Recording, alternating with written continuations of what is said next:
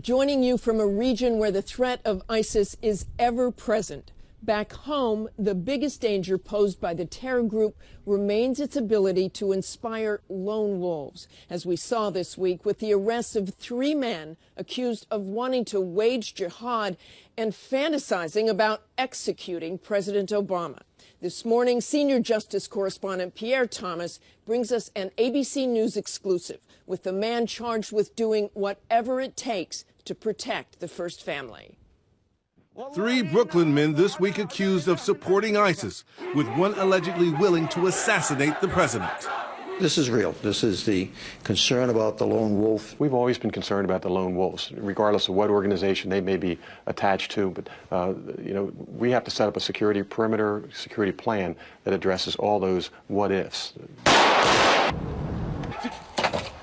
The what-ifs have the Secret Service training day and night. Make no mistake, this is deadly serious business. But the Secret Service's ability to protect the president has been called into question after a series of embarrassing and very public failures. Soliciting prostitutes in Cartagena, Colombia. Agents drunk on a presidential detail in Amsterdam. And perhaps most damning of all, this man jumping the fence at the nation's most famous address, making his way deep inside the White House. I think when you fail, and we have failed, we own it. Now it's up to us to correct it. There's no excuses. We met exclusively with the man picked by Mr. Obama to fix what's wrong with the Secret Service and repair its image. Joseph Clancy, a retired Secret Service veteran, called back to duty. As for those failures, there is anger, but then there's a thought of how do you fix this? How did it go wrong and how do we fix it? The White House fence jumper, that's a preparation issue. That one had to hit you right in the gut. Yes, absolutely. But that particular day, we had a convergence of failures. And what about that sordid behavior?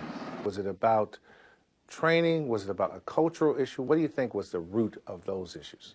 It was a lack of discipline, I think individual lack of discipline, but also we've got to do a better job of mentoring, coaching, teaching, and training our people that this is unacceptable. And to the critics in Congress who say they wanted an outsider, what say you? I'm going to earn their trust, and I take things day by day, minute by minute, but we need to earn their trust. While Clancy admits the failures were devastating, he does not believe they truly reflect the people of his agency. I would not have come back if I didn't believe in the men and women of the Secret Service. We all want to fix this, and they're working diligently to try to get this thing back on track. We were there as a new class of Secret Service officers were being sworn in Friday. Clancy was on message. But now it's for real. Now you've got to be on your game all the time. But the agency's attempt to improve its image comes at a highly pressurized moment in Washington, with Congress threatening to block funding for the Department of Homeland Security, which includes the Secret Service.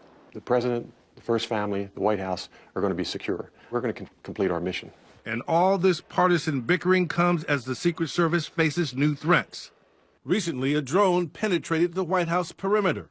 And I personally briefed the president on the events of that day, and he had very specific questions. He was very concerned, as he should be. Technology changes, and we're working with the private industry as well, that those that are producing these drones, and it's a global issue. As for the fence should go higher. We're trying to create time and distance so our people can react. And Clancy said the fence will look different. We've had our technical people testing, raising the fence, putting additional features on top of the fence. We expect that to be in place in the near future. And his message to any would-be fence jumpers? Well, I'd have them look at the film on October 22nd when the canines were released. This dog at Training Friday seemed to want to send a message too. Oh, he's in the president!